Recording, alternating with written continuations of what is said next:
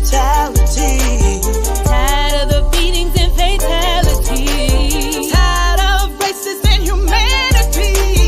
Sick and tired of being sick and tired. I'm so tired of being sick and tired. Sick and tired of being sick and tired. So tired. No more mothers crying, no more others dying. No more. Sick and tired of being sick and tired. Tired of hate and discrimination. Tired of the second-class frustration. Tired of religion for generations. Sick and tired of being sick and tired. Tired of the suffering and neglect. Tired of centuries of disrespect. Gotta take your knee off my neck. Sick and tired of being sick and tired. Oh, sick and tired of being sick and tired. Sick and tired of being sick and tired. No more mothers crying, no more others dying. Sick and tired of being sick and tired. We just can't go on this way. We've got to break these chains. Now's the time to make a change. Together we can celebrate I'm a again. here and a mom. Say the name. Orlando, Freddie, Eric, and Say Jamal. the name. Sandy, George, and Rihanna. Say Make me wanna scream and holler. sick and Sick and tired, so sick and tired. No more mothers crying, no more others dying. Sick and tired of being sick and tired. Sick and tired of being sick and tired. Sick and tired of being sick and tired. No more mothers crying, no more others dying. Sick and tired of being sick and tired. We can't breathe. No more mothers crying, no more others dying. Sick and tired of being sick and tired. We can't breathe. Being sick and tired. No justice, no peace. Being sick and tired. I'm so tired. Being sick and tired. No justice, no peace. Being sick and tired.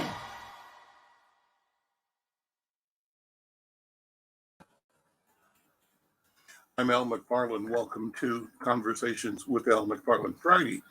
We do a healing circle in partnership with the African American Child Wellness Institute and talk about what we need to do to see our minds as part of our general awareness about health and wellness, our mind and our body working together in concert, whole body health, whole body wellness. We'll come to that. Here's my colleague, Dr. Pravada Garrett-Lakansanya. Dr. B, good afternoon. How are you? Good to see you. It's good to see you too, brother. Well, always. I was going to do a little soliloquy here and then take some more music break, but you're here. Let's go ahead and begin. And what I want to do, Dr. B, and you can take this wherever you want to go with it, but sort of share with you what's on my mind. Bobby and I, my wife Bobby and I were watching, paying attention to Women of the Movement. Now, I don't know if you saw that series, but last night was part 3, and a dramatization of the life and death of Emmett Till and the work that his mom, Mamie Till Mobley, did surrounding and following his death through her life of trying to bring awareness, to look for accountability, justice, and to be part of the movement, to have her place in the movement.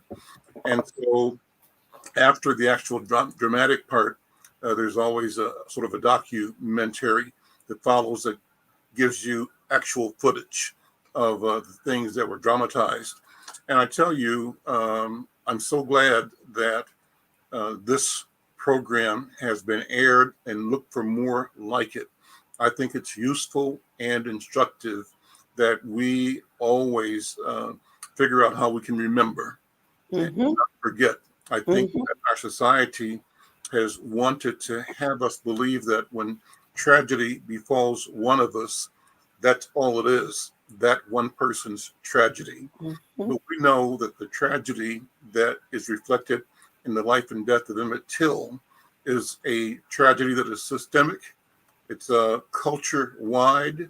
and it's part of a process of the denigration and the terrorization of Black people in particular, and that when one Black person is lynched, it's not a single solitary aberration. In fact, it is the pattern. And what goes with the pattern is the process of attempting to hide, on the one hand, any public accountability, but not hide it because there's a certain brazenness, a certain arrogance, and a certain intention of putting this in front of Black people, therefore terrorizing us into a certain submission. If you know what's good for you, you won't speak up, you won't look a white person in the eye, you won't get in their way, you'll take low, you'll stand on the side of the road and let them pass, and you'll never talk back to them. You'll always say yes sir and no, and you know the code, you know all the processes. So I think it's critical now, Dr. B, that we keep seeing stories like this. Take the time to have the memories in our own minds and bodies. What's the right word? Restored, not invigoration is not the word, but I don't know if reveal. Well, I can't think of the exact word that I want to say, but to have these memories stirred, shaken, come out of any learned slumber. I think we've been taught and socialized to keep these stories and these fears in a place where we know how to operate for fear of the consequence of the thing, but we don't. We also know that we can't talk about the thing, and we can't confront the thing. And I think that we're both confronting it, and now more than ever, continue to talk about it. I think we always have, but the information environment around us has pretended and postured this idea that number one, it wasn't happening the way we thought it was happening. Number two, is that we were unconcerned, and that we were by and large, despite those things, happy with our condition, our fate, or we accepted the fact that whatever conditions we experience are a consequence of our own inadequacy and our own failure, our own deficit. So that's kind of what's on my mind. How do we talk about that and continue to tell the story? I was reaching out to Deborah Watt, and I don't know if somebody's listening who's got Deborah Watt's contact information. I'd love to have her join this program. She is the cousin of Emmett Till and has been leading the Emmett Till Foundation based here in Minnesota. There are several different organizations out of the family trying to keep the work of Mamie Till Mobley alive, and also the memory of Emmett Till alive. So if someone is listening that has a way to reach Deborah, ask her to join this call. And if you are either through YouTube or Facebook involved and listening and want to weigh in, we'd love to have your voice, your thoughts. And the way you do that is go to the comment section if you're on YouTube and drop us your email address. We'll send you a link and bring you onto the program. And I think we can do the same thing on Facebook. If you're watching this on Facebook, we'd like you to drop us a direct message or a comment, and we can send you a link to come onto the show to hear your voice, your thoughts, your ideas. I'm Al McFarlane. This is Conversations with Al McFarlane, the program today. Healing Fridays, my colleague, Dr. Bravada Garrett Akansanya. Dr. B, how you doing? I'm all right, brother. And I just want to say that the reason it really has resonated with me this week is just I think about how power is organized in our society. And those of us who work in the field of mental health, we're very familiar with a model of abuse and control. It's called the abuse and control and power model. And that power model has been used when we talk about domestic violence.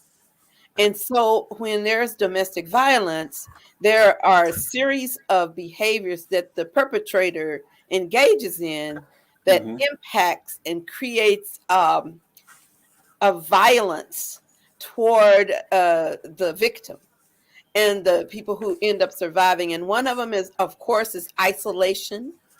So if you isolate the person and you don't feel like it's a group thing, it's a me thing, that's the first sign. Then there's emotional abuse. Uh, Dr. Oliver Williams is trying to join us right now. Great. If there's abuse of a person, not only do we talk about isolating them, we create victimhood by engaging in emotional abuse, make them feel like they're less than, they're not good enough, they're not worthy, they're not equal.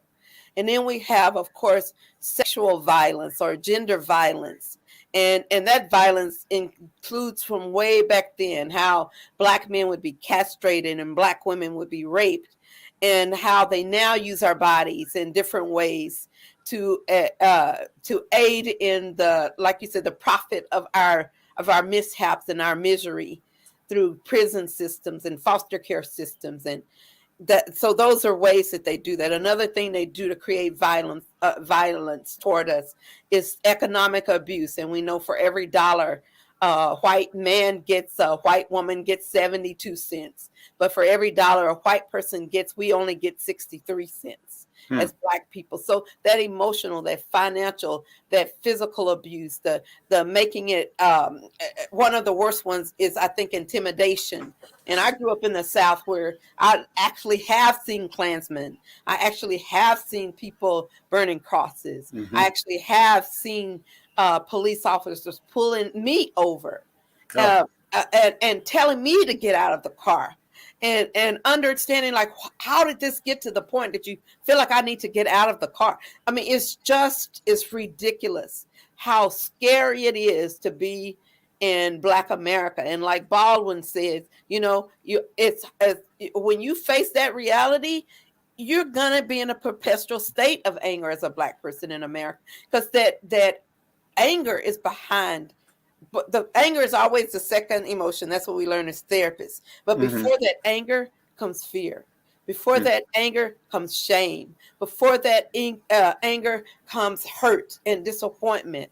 And so all of these harms show out in our behavior. And that young Emmett Till, when he showed up, he came from a place where he felt like it was okay to be Black.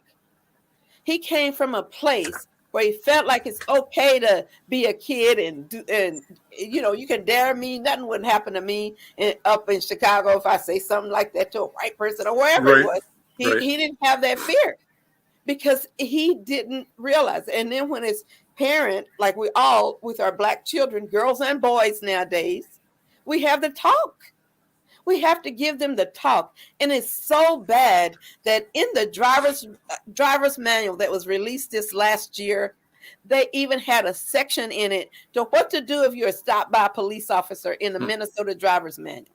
But those very tips that they tell you to follow, you can't trust them because they're not going to follow them themselves. So here we are in this space of perpetually being hyper vigilant. That's what we have to teach our children to survive. Be hyper vigilant. That takes a lot of energy. It takes a lot of pain. It takes a lot of self-preservation. Having to be in that state of high alert. And then they wonder why our kids are traumatized. Because it not only, that lesson has not only been verbal to us, brother, it's been visceral. Because we know from those studies with mice that those mice got shocked every 20 seconds. And then when they separated the mice from the shock and they put the smell of cherry blossom, which had been paired with the shock, that those mice acted as if they were physically being shocked. Then after those mice had babies with another set of mice who had never been shocked, they took the parent mice from the cage. They filled the cage with cherry blossom, and the baby mice, their whole DNA had carried the labor of that fear. That it had created fear response to something they didn't ever have experienced as being paired with fear. So then these baby mice reacted viscerally to that smell of cherry blossom as if they'd been shocked. And that this characteristic, this problem, brother, it went on for 3 generations before it died out. Now, why? Since it's been 400 years that we've been abused, why is it that we still carry trauma? Because the shock hasn't stopped. Reinforced again and again. I wanted to ask you, Dr. B, to talk about your own story, to share that. And before you do, it just reminds me, because I like sharing this. I mean, I don't like sharing it, but I feel the need to share it because my wife, Bobby, always talks about being in Crystal Springs, Mississippi, where she was born and grew up. And her grandmother, they called, and I called the grandmother Good Mama, Ada Willis Ford. And she were downtown in the small town store. Crystal Springs is a town of around 4,000 or 5,000 people. So, it's like 1 street or 2 streets downtown. Yep. And they went into the grocery store where they always shopped. And she said she remembered accidentally bumping into another child her age. She was maybe 8, 7 at the time. But she remembers experiencing mortal fear. How does a 7-year-old know and experience the trauma that 7-year-old describes as mortal fear? She says she actually today remembers thinking that she might die that day, that very day. And so that's one story. Then she also talks about, I think I mentioned this last week, where she and some friends were coming from a game or something downtown, and were walking, and some white man pulls up to the group. And the several of them took off in different directions, and she even ran somewhere into like a big storm drain that went under a viaduct. She don't know how she got there, how she left, but that's how driven she was, wanting to stay alive. She knew what could be the consequence of a white man driving slow. And approaching some kids. I'm not sure if that was the incident. It was 2 incidents. One was one white man, but another was a bunch of white kids that came upon and wanted to flex in front of black kids, and they knew to take off running. I keep those memories, those stories in mind, and I've said this before, but I always think about the instruction. You talked about the talk. When I was around 12, my great aunt, who was probably 95, 96 at the time, bedridden, lived with us at our home in Kansas City, called me in and said, Alvin, always remember when you around white folks to say yes'm. That was the word she used, yes'm, and NALSA. And, and I just remember Dr. B burning up inside. I was angry, mad, and my body was mad because my body broke into a sweat, and I was hot because I didn't enjoy this instruction because it went against what my family and parents were raising me to be, and that is a thinker, a doer, a confident, a developing 12-year-old moving into, adulthood or teenagerhood, whatever. And here it was an elder saying, here's what you got to do. If you want, and the proof of that is she was alive, right? And we know the stories of people that were not. We already knew about Emmett Till. That's right. And so how many, it all makes sense when you talk about the retention. This trauma stays in the body generations. And so we're experiencing this trauma from, 400 years of oppression because the stimulus still exists. And the trauma may have changed the traumatic activity. The things that bring the trauma may have shifted in shape, form, but they still exist, and they still do the same damage to us that they've done in the past. And they'll continue probably, I think, Doctor, until we figure out a way to end it. That's right. Because I don't think that the ones who are delivering the trauma have any incentive to change. They benefit. So what do we do? Well, the main thing that we have to do is recognize that, one, that the shame that we carry, the pain that we carry, is very real. Mhm. And it's not made up. It's not in our heads. Like you said, it's in our whole bodies, and it comes from legacies of survivors. So they've tried to teach us how to survive. And the world is still dangerous for us. Mhm. It's still painful for us. So because of that, we have to have those talks. But the most important thing I think we have to do is also change the political reality that our children have to live in. And I can say that when I think about the way Chief Arredondo responded to Chauvin when he when he murdered George Floyd, that black police chief, for the first time in my knowledge, fired that man on the spot. Mm. And that courageous act Mhm. created, in spite of all of the things that happened as a result of it, that creative act made a different inflection at that moment. That the trajectory for justice was Mhm. going to happen eventually, because that one act, that one courageous step of saying, no, that's illegal and your butt is fired. Yep.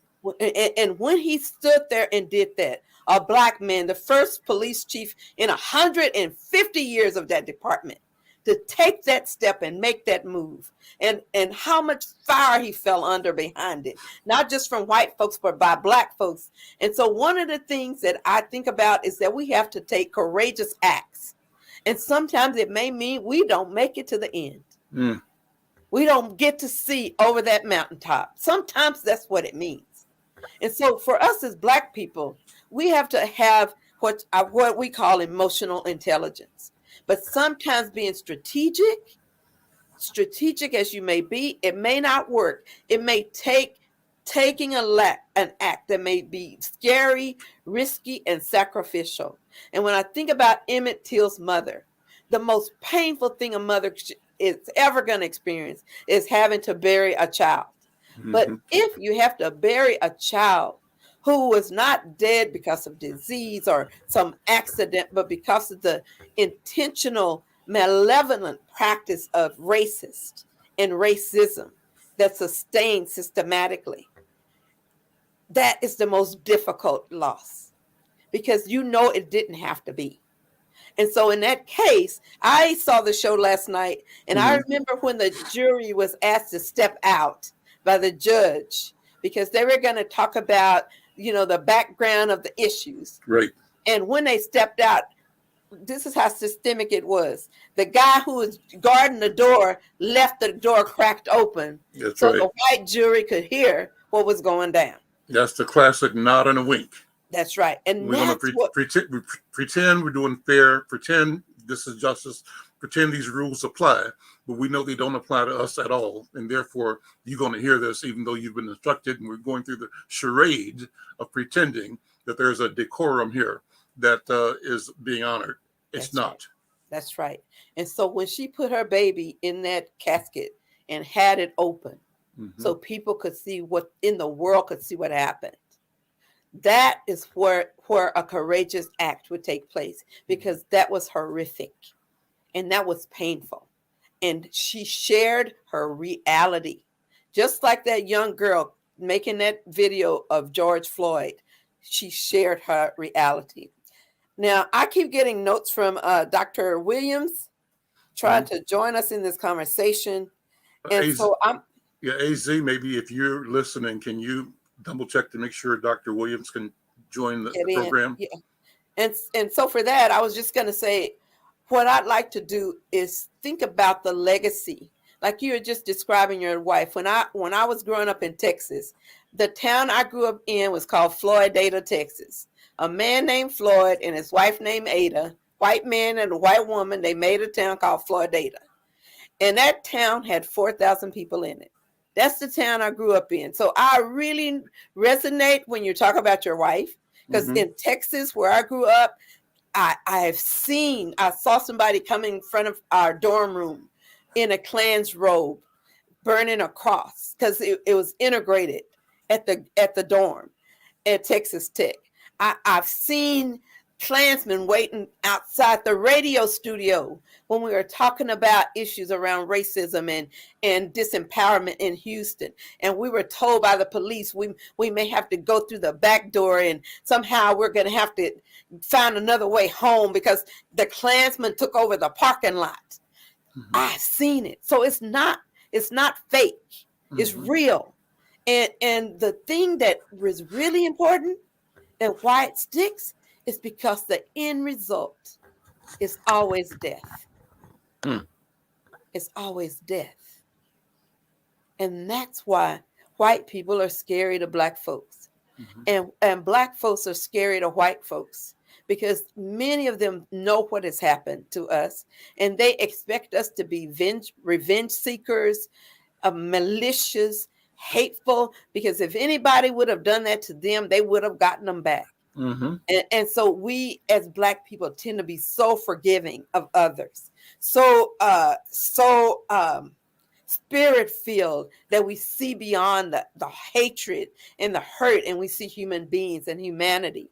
And that's how we allow people to get into our spaces, people who aren't safe, like the young man who came to the church, visit in Charlotte, visiting the whole church service, prayer meeting, and after he sit there and prayed with them, and probably if I know it was a church meeting, they probably broke some bread, had something to eat, did all that, and end up killing folks. And so white folks wonder why we are afraid of them. They wonder why we're afraid. And we know why they're afraid, because they are afraid, they're projecting onto us that we're going to do to them what they've done to us. And if we turn around and treat them like they've treated us, and if we as people of color get power, then they're afraid that that power is going to be abused toward them as it has been abused toward us. You know, and not abused so much, but just used. Yep. and what used they and abused, right? Yeah. And they in a sense are revealing, as you say, what justice might look like, but for their control and their ability to manage it and to thwart its visit upon them. That's what I think. Yep.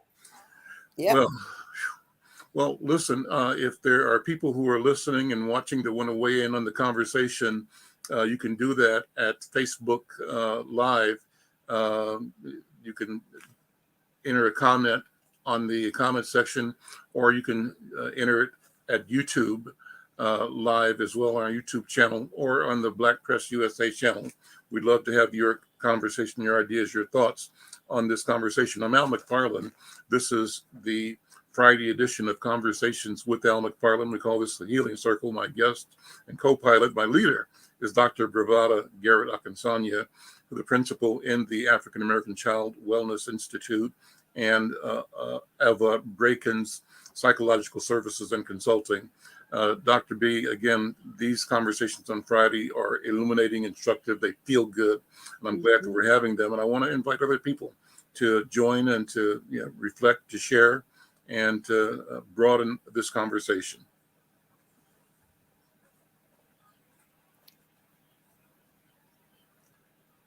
And so just I was asking you to respond to that.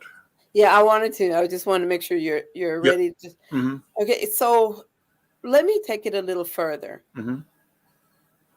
It's not a lot of times that people get to talk to Black psychologists, especially in Minnesota. But one of the core tenets behind the Black psychology is the construct of liberation. And not just liberation of the body, but the mind and the spirit. Because we are mind, bodies, and spirit. And so Black psychologists believe that liberation is a way to find our way through a white supremacist society that tells us not to exist, that we are either invisible, and if we are visible, we're dangerous. So one of the things that we like to teach in Black psychology is the idea that we're connected to each other, that construct of umoja, social wellness, that we are connected to each other. And we see social illness when we pull apart, when we break down as a culture, as a group of people, when we stop seeing Emmett Till as somebody who's connected to us, when we stop seeing Philando Castile as somebody who's like us, but when we see our mothers, our brothers, our sisters, our husbands, our sons, and our daughters in the faces of others who look like us, we become well, because then we take care of them in spaces where we can. Then they are not alone. And no matter how much oppression tries to isolate us, we have community that gives us buoyance and lifts us and cares for us and heals us. So for those of us who feel isolated as Black folks, that's the first sign that we are getting ready to be ill in a society, because you're isolated, you're thinking by yourself, you're afraid. And if you even think about the animal kingdom, the lion doesn't go for the whole herd. He goes for that lonely gazelle on the back with a limp. That's the one that gets taken by the lion. Mm-hmm. And so we have to understand that as we get isolated in systems and they pit us against each other so that we divide so we can be conquered. If we see this in the workspace, if we see this in policy, if we see this in practices, if we have people saying, "Oh, Al, you're really a good Black man. You're not like the rest of the Black men," that isolating language that makes you disconnect from your herd. When that happens, those are strategies that break down a community, and they start sometimes in our homes. Let me jump ahead, in, brother. Dr. V, just to give you an example of that. You hit it right on the nail on the head, as they say. I just remember being in high school in Kansas City, Missouri, probably my sophomore or maybe the junior year, could have been the senior year. But there was a fight on the street at 39th and McGee. That's where Westport High School was. And it was evening traffic, school coming out at 3:15. And some white guys had been mad at a Black guy for some reason. And the Black guy had been trying to avoid the confrontation, but the whites were insistent. We were probably only 20 or 30 or maybe 40 students in a school of a couple of thousand people. And so obviously an extreme minority there. And as much as this kid tried to avoid this confrontation, it got to where somehow they were both in the middle of the street and in a showdown. The white boy had all this crowd around him taunting, and Black kids said, back up, back up, back up, back up, or I'm gonna cut you. White boy didn't. Black guy cut him.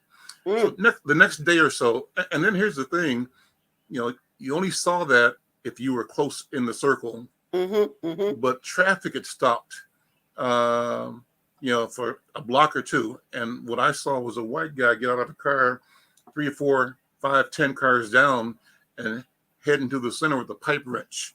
And I'm sure he went there with the idea of clubbing the Black guy. I think people got the young man out of the way. But the story I'm saying, the next day, the principal of the school called me in and said exactly what you said. Al, you're not like the rest of them. The separation, right?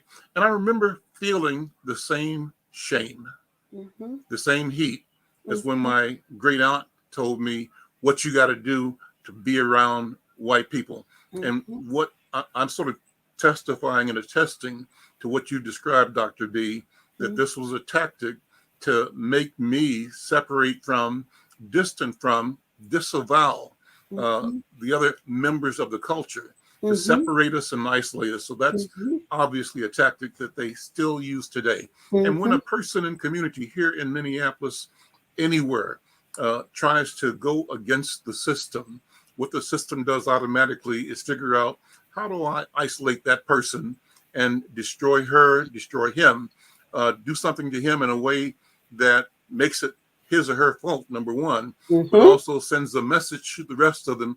If you step out of line, this is what's going to happen to you. I'm lynching you right now. That's right. That's right. You got it. And it's in so I, here lately, since I have been watching, because last time when you talked about the women of the movement, I Hmm. realized that I had recorded it on my DVR, and I started looking. And my husband, who is from Nigeria, he was looking at it. And he said, "I can't watch this. I'm not. I just can't watch this." Hmm. And so he just left the room, and he just said, "You know what? I can't watch it." Hmm. And one of the reasons I know that he couldn't watch it is because, you know, when you come from Nigeria, you see a lot of, or any African country, you see a lot of abuse of power. Hmm. But what you don't see is the abuse of power because of the color of your skin. Hmm. And that recognition that being black, just because you were born looking like that, it gives people permission to abuse and misuse you. That's the thing that I think is most difficult for people who immigrate here from other countries. They're taught that America is this wonderful land of opportunity, and their actual image of America is white people. Yeah. And they expect when they get here, white people are going to be loving and kind and wonderful. And they find out when they get here that what they do this, they've done that, and it's very upsetting. And it just reminds me of when you remember when Roots came out, Yep. and Alex, it was a series and it lasted some weeks, didn't it? Seem like. Hmm. Hmm. And I would go to school in this white school in Florida, and I'd look at my white friends and they drop their heads, Hmm. and I was just mad every day. And I Yeah. look at them, they just drop their heads. And it was Hmm. only 4 black kids in Yep. my class, Hmm. so the rest of them were white. Hmm. And so, you know, we were isolated and we had to just cleave to each other because nobody could understand what that felt like except us. Whoa. Yeah. No. Well, what we are evidence of is our resilience and our capacity to come through, to get through. And I think that knowledge bodes us well for the future. I envision, Dr. B, success in Mhm. us and around us. I believe that if you've called it, this is an inflection point, and it's a place where the cover has been pulled off of the Mhm. double speak, the double talk, Mhm. and that we are having courageous conversations. That was a wonderful word that you used, describing the clarity with which Chief Medaria Arredondo took action, firing Derek Chauvin immediately and on the spot. And as you said, something that hadn't happened before, hadn't had a black police chief, and he certainly didn't have a power vested in black people that That's could right. make a decision like that. He Mhm. had the power, he used it properly, and Mhm. that set in motion, I think, continued in motion the things that are happening both in this community and around the world, Mhm. around the reckoning with the abuse of power, the abuse of authority, the Mhm. nonsensical usurpation of Mhm. lives and livelihoods of Mhm. thousands, millions of people who were victimized by the transatlantic slave trade and other Mhm. communities, our Native American brothers, Mhm. who saw themselves and their people, their territories, Mhm. decimated Mhm. by the greed and by this ability of a system of thought to Mhm. rationalize its intent to rob and steal. Mhm. And I've heard, Mhm. the system, the process, referred to as a criminal enterprise. Yeah. Uh, the entire process uh, produced by supremacist thought can be, should be, probably ought to be looked at differently. Right now, they expect us to genuflect at the altar of white accomplishment. But if we step back and look at it differently, we'll be looking at a process and system of theft, Yeah. of murder, Yeah. of genocide, of greed, Yeah. of callousness, and of inhumanity. Yeah. And if we look at that, we have to ask ourselves, you know, uh, I think Dr. King said, or maybe it was Malcolm, do you want to run into a burning house? Mm. The master's house is burning. Do you want Mhm. to be a part of One. that? Mhm. Or do you want to know that you have an obligation and a duty to build a house yourself that you can live in, that makes you feel good, that recognizes who you are and what you are? And can you build a house not that imitates or mirrors the imperfection and the deception of that which is burning, but a house that teaches them what a house could be? And what a house could be is a house that you are both heir to and creator of. It goes back then to what Dr. 2 weeks ago, Dr. Linder talked about the principles of Ma'at, the relationship with our people and creation itself, and operating in a certain knowledge of the language and the modalities, the strategies of being consciously part of the creation, not an accidental part, not an unaware part, but a conscious and conscientious part of the connectedness of all that exists, and therefore knowing how to moderate and fine tune your own behavior. That's right. How you react with the air, with the water, with the trees, That's right. rivers and the streams, right? Right. And how do you consume energy, and how do you manage the acquisition and sharing, the management of resources that keep us alive as individuals, as families? There's brother Williams. Woo! Brother Williams, how you doing? It's been a journey.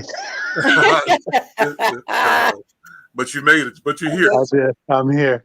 Yeah, well, Yeah. glad to see you. Glad to see you. I don't know how much of this conversation you've heard, but as How much? always, I'm so excited just to be in conversation with Dr. B and with all of us on this. So, Dr. B, you can react and bring Dr. Williams in. We are really, we're talking about abuses of power, but more importantly, we started talking about the social cultural abuse of power and control, that it's similar to the power and control wheel that we use in domestic violence. Right. That those same tenets are on a social cultural level. That's And Brother Al was just pointing out that, we are resilient and that we have that capacity to go beyond what has been happening to us. And then you jumped in just about then when he was talking about how we have had to face these challenges. And when I saw you and you came in, and the first thing that came out of your mouth is, "It's been a journey." What hit me was this song, "Ain't gonna let nobody turn me around, turn me around, turn me around. Ain't gonna let nobody turn me around. Gonna keep a fighting, gonna keep a going until I get to freedom land." Yeah, that's right. I'll give you the stick with that, brother. Well, You. I keep thinking the fact that oftentimes when we fight these battles, at least internally, we may not want to share it, maybe because we're embarrassed, or because of shame, or because we've have had to suffer in silence, for during our time in this land. And it would be interesting to be able to find a way to be able to share it, so we don't have to share this burden by ourselves. That's right. Because so many people have to. I remember years ago when they had a men's group in the Twin Cities, and people would get together, and I think they started out with maybe about 12 brothers, but after a period of time they had 3 other brothers in a basement of a church on a Saturday. And it was supposed to be for a couple of hours, and ended up happening all of the morning and part of the afternoon, because people needed a place to not only hear but also to speak. There you go. And I think what was interesting to me too was that that process ended when we felt like we needed to put a structure to it and to have officers to be able to do it in a way that we thought was more normal to be able to get the work done without recognizing that the work was us getting together to talk That's right. That's right. and to share with each other the not only the triumphs but also the challenges that we were facing. That's right. And one of the things I thought was interesting too was that the brothers learned to reconcile with one another. Yep. So if there was a conflict that came up, they wanted to find a way to be able to deal with that conflict collectively and individually between, brothers in a positive way. So, so defining what it is that's healing is the work that we should be doing, and trying to let people understand that is the work that we need to do to try to figure out how to be kind to one another and to be able to literally heal from the challenges that we've been dealing with over time. And I think I love that you said that because, and I'm taking the talking stick. I'm going to pass it to Brother Al. So I love what you were saying because that was such an organic process. That natural proclivity to heal amongst us, the proclivity among us as a people to be collectivists versus individualists. That proclivity and that value, just like the injuries have been passed down genetically, so has those survival components. And we as providers or therapists or mental health providers or scientists and practitioners, if we recognize, just like you said, that the ordinary, everyday practice of connecting is in itself a best practice model. Right.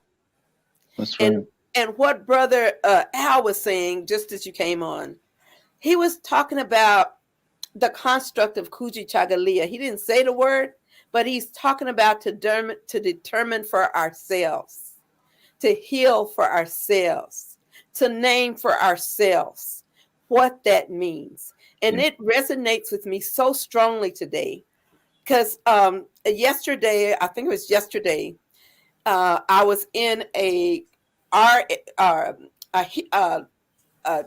training, or I guess it was a listening session around this request for a proposal from Hennepin County to have school psychologists of color to work with the students in these different schools so that we could have psychologists of color coming in. So one of the things that I found out during that during that meeting, was that if you're a psychologist of color and you want to work, let's say at Harvest Prep, which is my desire, or Friendship Academy, where it's charter schools where parents have taken their kids out of regular, they can't afford private school, but they've taken them out of public school and put them in another school, which is also a school district like Harvest Prep. When you put them in there, because at least you don't have to worry about your kids not being affirmed as Black. They got the lesson to still learn. They still might have learning disabilities and ADHD. They may have all of those things, but at least they don't have to go through that process to get to their learning. And do you know, when I sat there and I asked, is this money, these millions of dollars that you've gotten, are charter schools eligible to get that money? And they said no. Charter schools are too their infrastructure is too poor for us to give them the money to have psychologists who look like them. I'm finishing that. Who look like them being paid. So in that process itself was a policy that has been systematically and systemically created. They think they're doing good because they have this RFP for providers of color, but they're not letting you go where you need to go. Right. And then they tell you on top of it, well, if you've been working in a school, you can apply and get the school that's been using you before to hire you as one of their providers. Now, how many folks have been working independently in schools that that are available. So what that is mean is that we're going to use the white folks who've already been consulting to go back to these schools and do what they've been doing. That's what it meant to me. And at the same time, I'm going to say this last little thing. I'm going to shut up. I'm on my soapbox. At the same time, the SAMHSA and the APRA money, the American Recovery Act money, came to the state. They had given a program called Cultural Infrastructure Minority Grant Members a portion of that money, and the grants being in effect for 10 years without $1 being invested in it. Then they were going to add $674,000 to their budget. And before they finished the document, the people had taken the money back. Yeah. They gave it to the school link people, who are the people that had the grant thing yesterday. So it's that speaking for ourselves, fighting for ourselves, understanding for ourselves. It's real. And I'll pass the stick to Brother Al, because I'm going to shut up because I'm too mad. Well, it's evidence that the battle and the struggle exist even now, even here. And that really, Dr. B, is the same as the wink and the nod that we looked at in the movie last night, where white people profess one thing, they profess a decorum and order, a system, a process, but there's a wink and a nod that allows them to have unfettered, unfair access, and that allows them to deny us under the color of rules. And the rules are rules that they make up to suit their interests and their intent, that they are also willing to ignore, modify, change whenever they see fit to. So the point is, how do we recognize that, not be daunted by it, sort of assign that to their system, their process, their nature, and come up with strategies that, given that. So I had a conversation with one of my team members today about the relationship between Black media and white businesses, corporations, and part of the national and certainly the Minnesota response to the George Floyd reckoning was the set of pronouncements that company A, B, C, and D was going to be investing millions and millions and millions into rectifying the situation. And I can tell you that it hasn't happened. It has not happened, and that the pronouncements are made, but as you're saying, they're made with a nod and a wink, and that what likely will happen is that white purveyors who position themselves to be experts on Negroes will have easy access to the resources, and that we won't, and that there'll also be systems that try to isolate and divide Black-owned media, the Black community, either divide organizations like McFarlane Media away from organizations like the Institute of Child Wellness. That'll be the intent. But we have to simply be strategic and clear enough to figure out that we cannot be without each other, and declare that we are with each other, and that it's with each other that we exist, and that we are. I'm so glad you say that, because right now amongst us is one of the greatest strategists I've known, and that's Brother Oliver.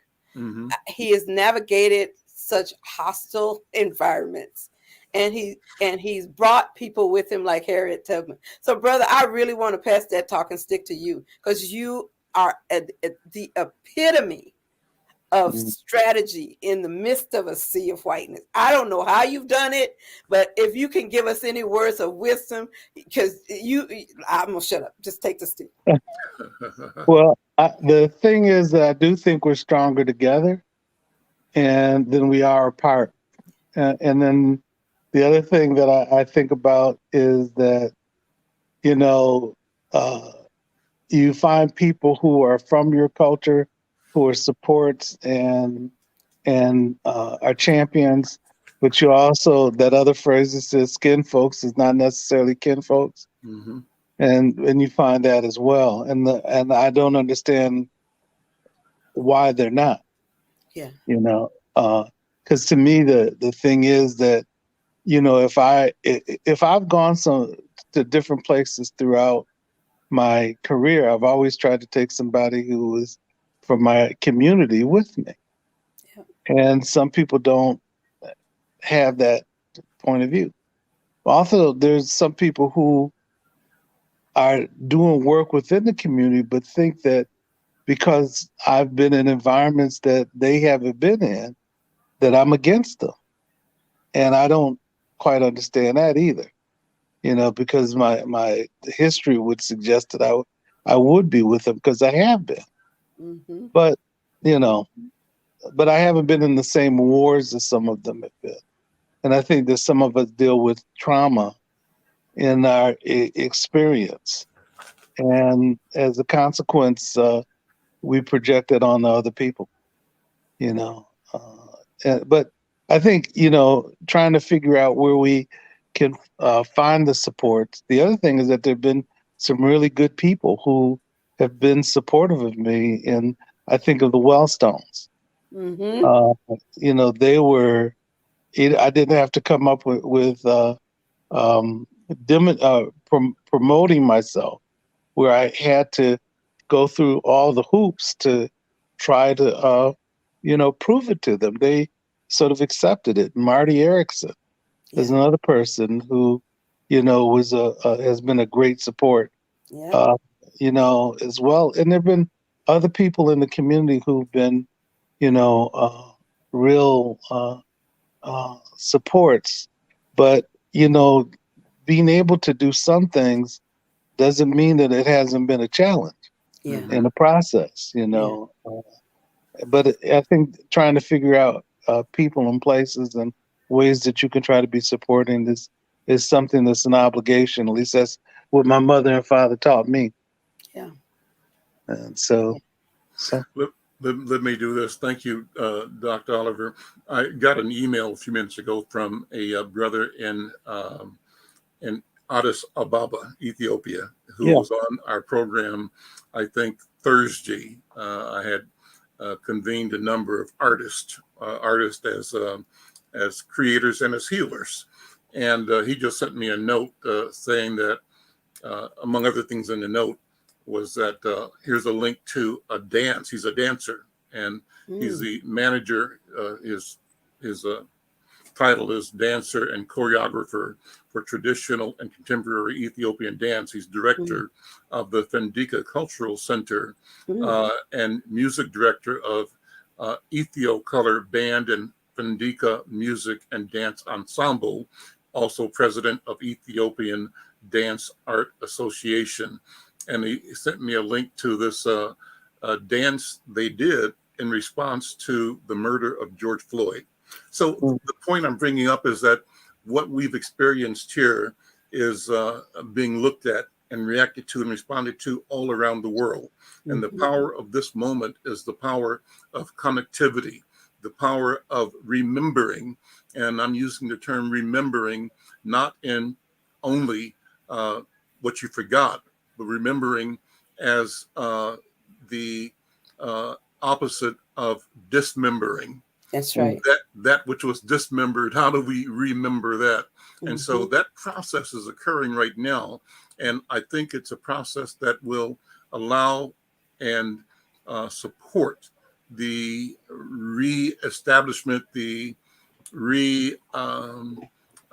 development, the reassertion or the rebirth of what I saw in Ghana of African civilization, the Mhm. rebirth of an African way of knowing. So, Mhm. AZ, if you're there, I sent you a copy of the email. I don't know if you're able to get it.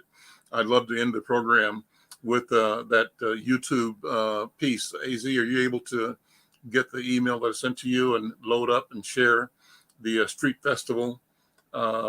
Actually, there were two links, and one was called the Dance of Solidarity, and I'm presuming that's the one that is a response to the murder of George Floyd.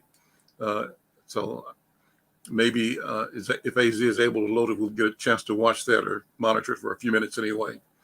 AZ, put a note in the chat if you're able to load this up. With that, let's also close up today. Dr. B, closing thoughts. You're muted. You're muted. My closing thought is around the hope that we need to be purveyors of hope.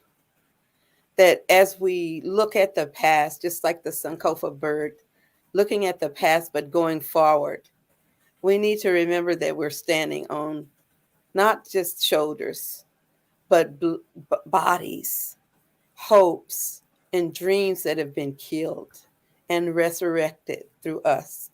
So that today to me means that as we've talked about Black healing and we've talked about community, that healing is community and community is healing. And Dr. Oliver, thoughts? Well, I call it thoughts, but it's also instruction. I think thoughts and instruction is finding ways that we can be together and to see each other broadly as supports rather than barriers. So there are ways that we can find ourselves in a similar space. How can we be support to one another? That's beautiful. Great, great. Well, let me close with a couple of ideas here. One is I want to acknowledge and invite people in community here in Twin Cities to go to Homewood Studios. There's an exhibit by our esteemed brother and elder artist, Setu Ken Jones, has an exhibit that goes on through the end of the month over at the Homewood Studios on Plymouth Avenue, I think Plymouth and Queen, in North Minneapolis. That's one thing. And secondly, I have the fortune and the honor, I'm humbled by the chance to have a conversation with Maulana Karenga tomorrow afternoon. It'll be streamed live. I think it starts at 1:30, 2 o'clock. I'll be posting it on my social media, but I'll be in a conversation with Maulana Ran Karenga, the author, the founder, one of the developers of the Nguzo Saba and the Kwanzaa celebration that we experience worldwide right now. So I'm excited by that, Dr. B, to be moderating and presenting a conversation with him.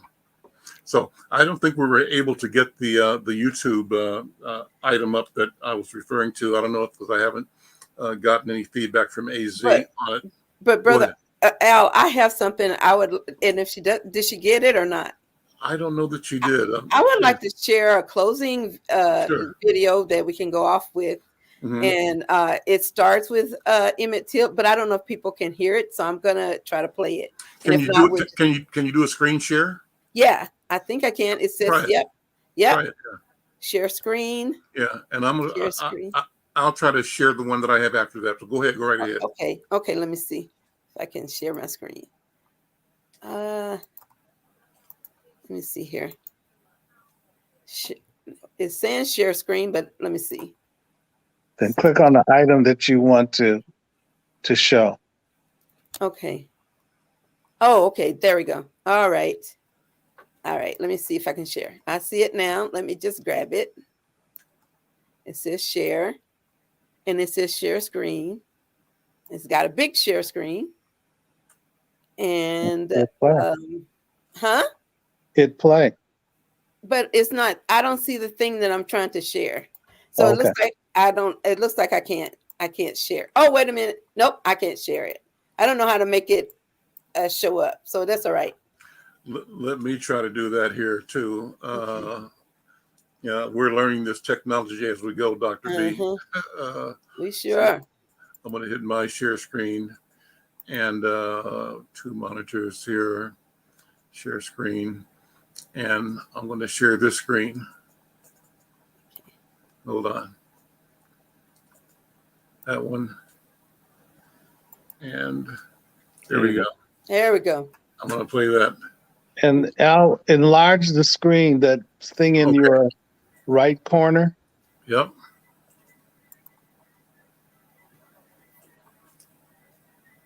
And it may have a button for you to press audio too. Okay.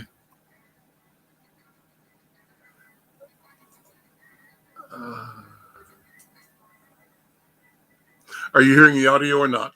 Not No. very well. Okay. Okay. Well, you know what? Let me stop now, and we'll come back to this. Why But you don't can see we? I how rich haven't. it is.